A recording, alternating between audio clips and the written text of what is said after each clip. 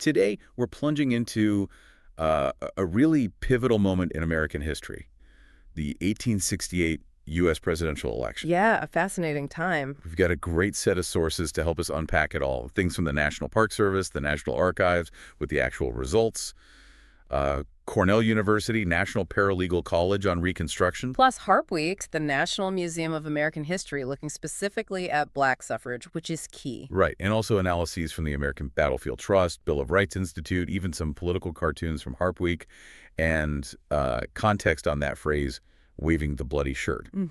So our mission today really is to get into the core elements of this election, understand why it was so significant during Reconstruction, that whole period, of rebuilding the South and sorting out civil rights after the Civil War. And to highlight the key players, the big issues, especially around civil rights and, well, where the country was heading. Exactly. So let's set the scene first, 1868. Okay, so this is the first presidential election after the Civil War ends. Huge deal.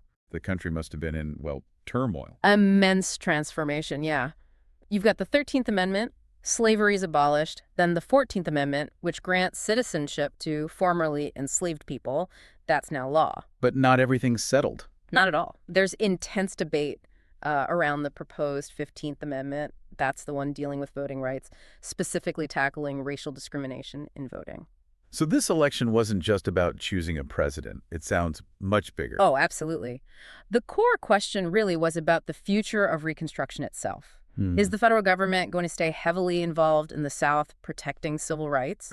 Or is it time to pull back, end federal oversight, and just, restore states' rights immediately? A fundamental disagreement. Completely. And lots of people saw the election as basically a referendum on that whole Reconstruction process. Which way should we go? That really sets the stage for a major clash. Who were the main figures representing these opposing sides? Well, you had Ulysses S. Grant for the Republicans. They were sometimes called the National Union Party then, too. Okay, Grant. Big war hero. The foremost military hero, yeah. And on the other side, Horatio Seymour for the Democrats. Grant's move into politics. How did that come about? He was the general, right? He was. His military success gave him, enormous popularity. People actually talked about him running back in '64. Oh, really? Yeah, but he felt his duty was still with the Army then. During the war, he'd worked closely with Lincoln and came around to supporting emancipation and black soldiers joining the fight. He really lined up with Lincoln's thinking as it evolved. So he wasn't always on board with that. His views evolved like Lincoln's. After Lincoln died, Grant tried working with President Johnson for a bit. Andrew Johnson, yeah. But he increasingly disagreed with Johnson's, let's say, softer approach to the South and civil rights. He ended up siding with the congressional Republicans who wanted a tougher line. He even backed their civil rights laws. Okay, so that puts him firmly in the Reconstruction camp. What was the Republican platform actually promising in '68? Their platform was centered on continuing Reconstruction, definitely, protecting the rights of loyal Southerners, and that explicitly included African Americans. That's important. Crucial. They also talked about eventual male suffrage, cutting taxes, paying down the national debt, westward expansion, economic growth, kind of the whole package. And their slogan. Let us have peace. Yeah. Very effective, right? For a nation tired of war. Sounds good. But what did it mean in practice? Well, that's the thing. Grant's messaging was often intentionally a bit vague. He leaned on his war record and this idea of peace. And suffrage. Black suffrage, specifically. Their platform was interesting there. They supported black men voting in the former Confederate states, as part of Reconstruction. But for the northern and border states, they kind of punted, saying it should be left up to those states. A political calculation, then. Definitely. Shows the complexities. Okay, so that's Grant and the Republicans. What about Horatio Seymour and the Democrats? What was their vision? A very different path. Seymour, who was governor of New York, was a strong critic of congressional Reconstruction. He called it unconstitutional, basically federal overreach. So he wanted immediate restoration of states' rights, full stop. And on black suffrage. He believed firmly that should be decided only by the states, no federal involvement. And the Democratic platform reflected that. It did. It condemned what they actually called Negro supremacy, demanded states' rights back. But interestingly, didn't specifically mention suffrage itself in the main platform.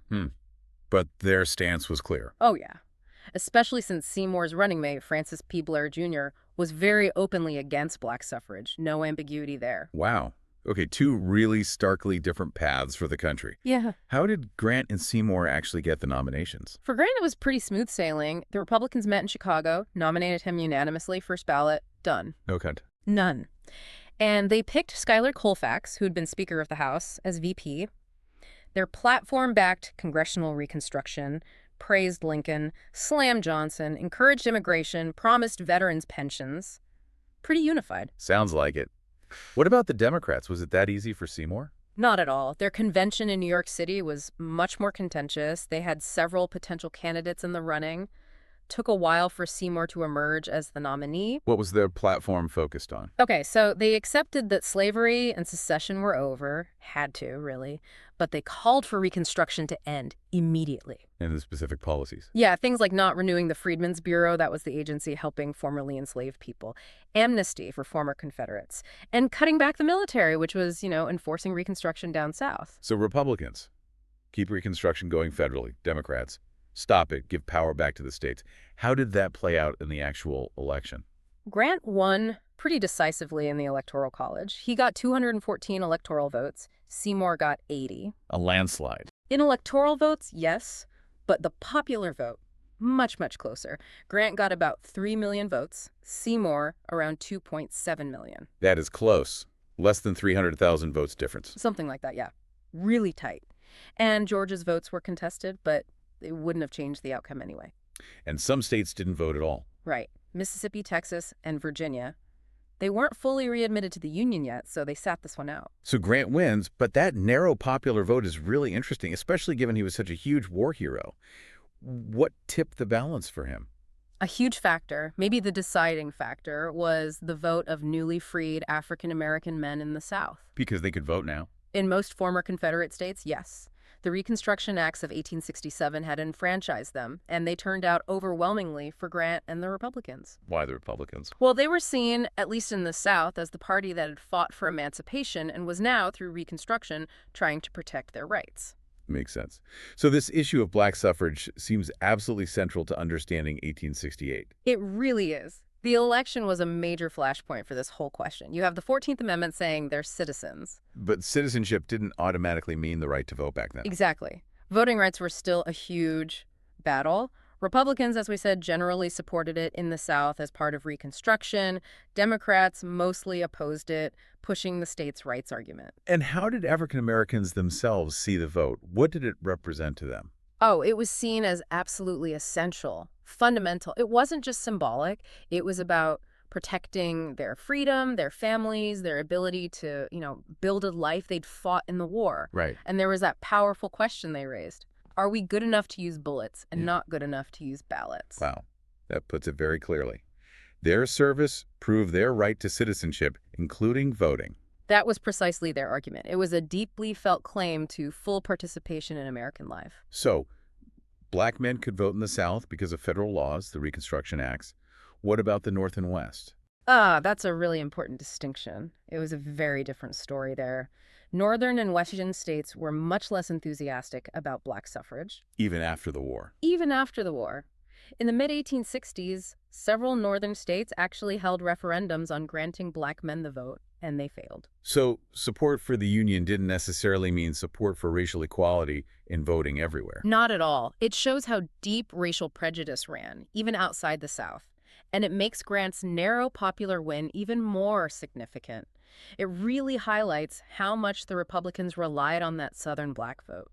Without it, Seymour might well have won the popular vote. That really paints a picture of a nation struggling with itself. Change is happening, but there's huge pushback.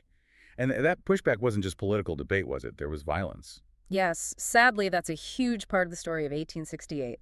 The election happened against a backdrop of, frankly, widespread terror and intimidation, especially in the South. You mean groups like the Ku Klux Klan? Exactly. The KKK was probably the most infamous, but there are other white supremacist groups too. Their goal was clear: suppress the Republican vote, particularly the black vote, using violence. How bad was it? It was horrific. We're talking systematic campaigns of terror, threats, beatings, whippings, driving people from their homes, outright murder, all politically motivated. Do we have numbers? The sources give some chilling examples, like Over 2,000 politically motivated murders in Kansas around this time. Even more threats and violence reported in Georgia. In Louisiana, maybe 1,000 freed people killed just in 1868. 1,000 people killed in one state in 1 year for political reasons. It's hard to even comprehend, but yes. The goal was to stop Black people from voting Republican or from voting at all.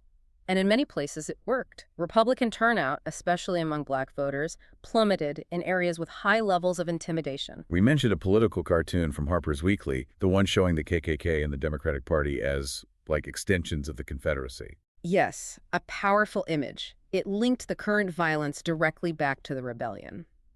Another famous cartoonist, Thomas Nast, did one called The Modern Samson. Samson.